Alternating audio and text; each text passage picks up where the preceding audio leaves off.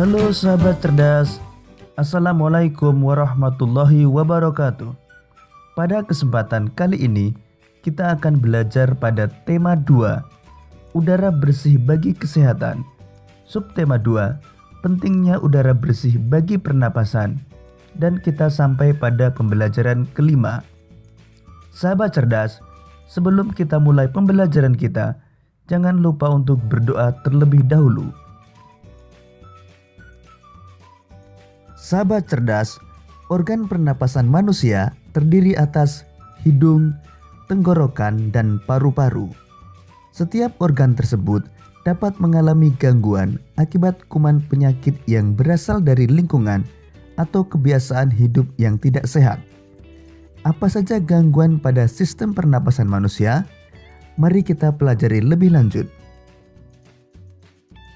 Berikut ini gangguan atau penyakit pada sistem pernapasan manusia yang akan kita pelajari. Pertama, emfisema, asma, kanker paru-paru, tuberkulosis atau TBC, bronkitis, dan influenza.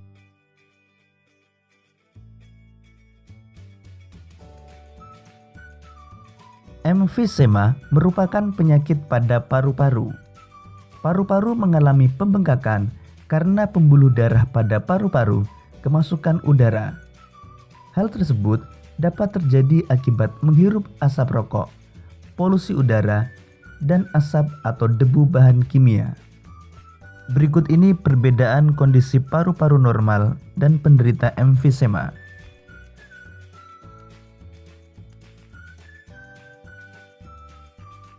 Asma merupakan kelainan penyumbatan saluran pernapasan yang disebabkan oleh alergi debu, bulu, atau perubahan cuaca. Kelainan ini dapat diturunkan dan dapat kambuh jika suhu lingkungan cukup rendah atau keadaan dingin. Berikut ini perbedaan saluran pernapasan pada kondisi normal dan pada penderita asma.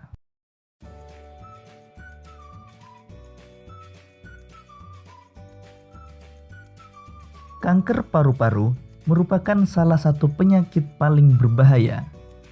Sel-sel kanker pada paru-paru terus tumbuh tidak terkendali. Penyakit ini lama-kelamaan dapat menyerang seluruh tubuh. Salah satu pemicu kanker paru-paru adalah kebiasaan merokok. Berikut ini perbedaan paru-paru normal dan penderita kanker paru-paru.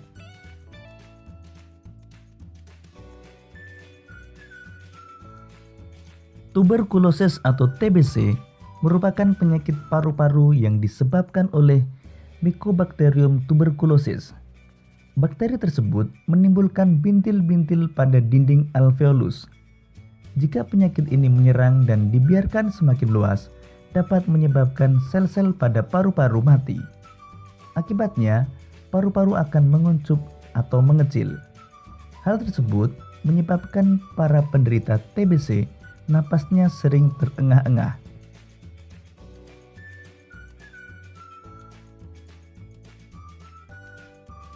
Bronkitis merupakan gangguan pada cabang batang tenggorokan akibat infeksi. Gejalanya adalah penderita mengalami demam dan menghasilkan lendir yang menyumbat batang tenggorokan. Akibatnya, penderita mengalami sesak napas. Berikut ini perbedaan bronkus pada keadaan normal dan pada penderita bronkitis.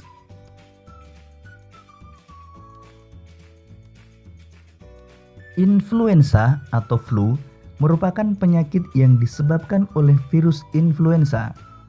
Penyakit ini timbul dengan gejala bersin-bersin, demam, dan pilek. Sahabat cerdas, berdasarkan bacaan tersebut, cobalah membuat kalimat tanya beserta jawabannya dengan menggunakan kata tanya apa, siapa, di mana, bagaimana, dan mengapa. Berikut ini contoh kalimat tanya beserta jawabannya. Kata tanya apa? Apa penyebab penyakit emfisema? Penyakit emfisema disebabkan oleh paru-paru yang mengalami pembengkakan karena pembuluh darah pada paru-paru kemasukan udara. Apa penyebab penyakit asma? Penyakit asma disebabkan oleh alergi debu, bulu, atau perubahan cuaca.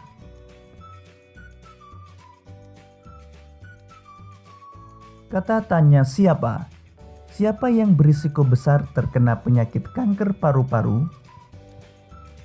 Para perokok akan berisiko besar terkena penyakit kanker paru-paru. Kata tanya di mana? Di mana terjadinya infeksi pada penderita penyakit bronkitis? Infeksi pada penderita penyakit bronkitis terjadi pada cabang batang tenggorokan. Di mana terjadinya penyumbatan pada penderita penyakit asma? Penyumbatan pada penderita penyakit asma terjadi pada saluran pernapasan.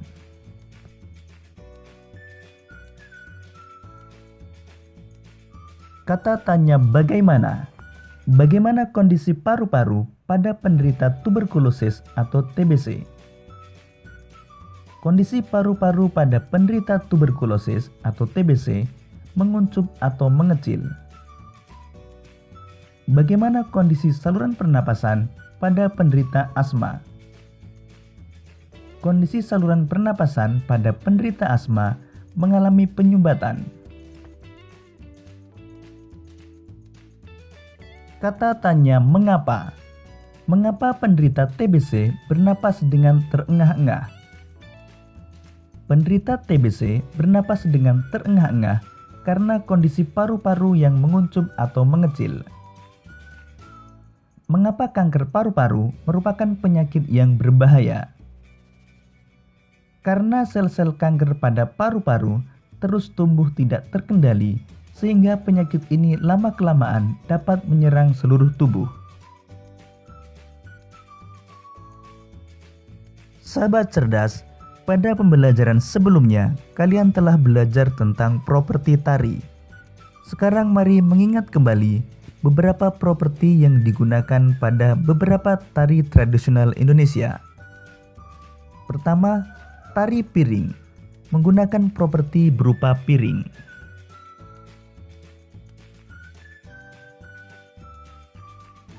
Tari payung menggunakan properti berupa payung.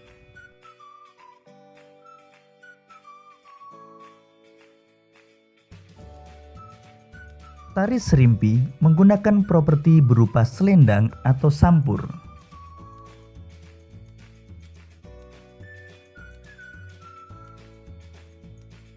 Tari janger menggunakan properti berupa kipas dan selendang atau sampur.